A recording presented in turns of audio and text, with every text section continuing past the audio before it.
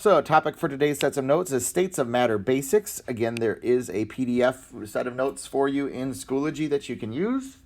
Otherwise, you're always welcome to take your own notes. Summary and questions at the end of this set of notes.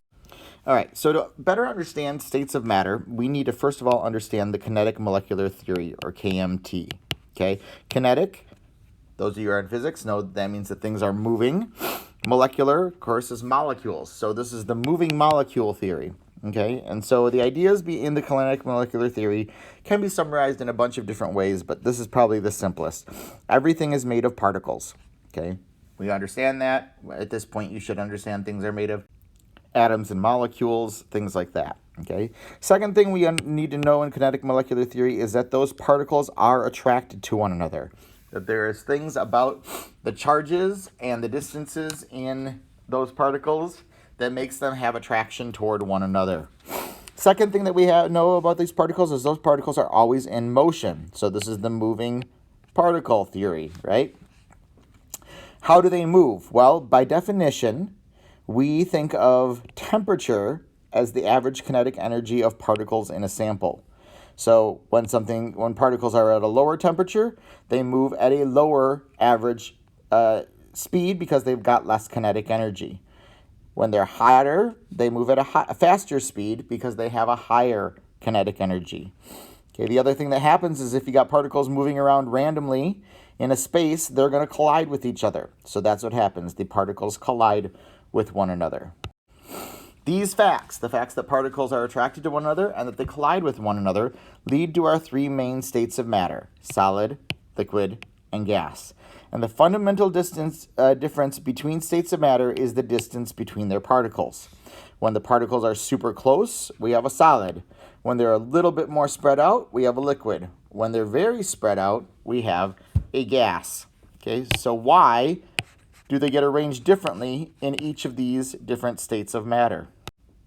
Well, the answer to that is that the state of matter under one set of conditions, so under a particular pressure and a particular temperature, depends upon two things: the strengths of the attractions between the particles, because those attractions are going to pull the particles together, making them more solid.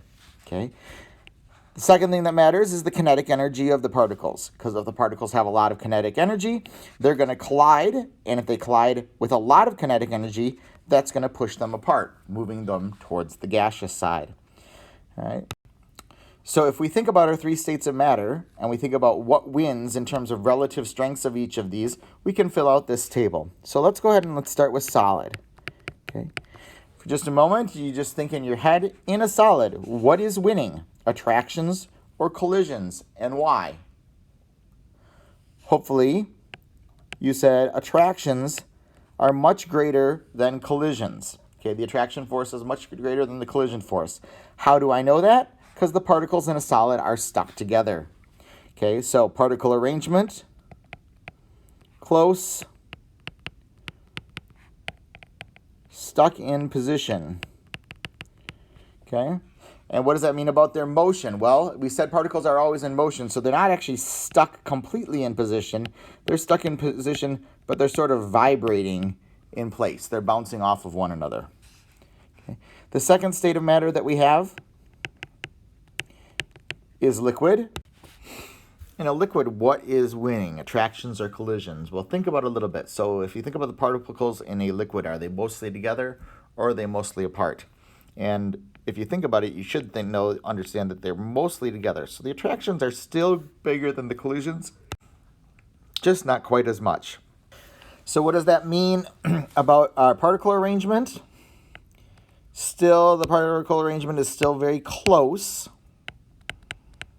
in a liquid, okay? But the particle motion in this particular case, I like to just say they are rolling over each other. All right. Last state of matter, of course, is our gas. And in a gas, the particles are separated from each other. So what does that tell us? It means that our collision force is greater than our attraction force. And so as a result of that, particles are spread out. And the particle motion is random straight line, or at least that's what we assume. Okay, a little bit of wiggle to them when they encounter attractions, but otherwise randomly moving straight until they hit something, and then it's elastic, so they go back in a different direction. All right, so those ideas then lead us to the properties of the states. Okay, so in terms of this, we think about, I don't know, there's a little thing in here, that's not supposed to be there. We think about gases, okay? Gases will change their volume and their shape. They'll expand to fill the container. They're compressible. They flow. And diffusion within them occurs rapidly. Okay, again, all of these things are related to those particles being spread out and having just random motion. A liquid will assume a shape, but it keeps its volume, so it won't expand to fill its container. It's incompressible. Still flows.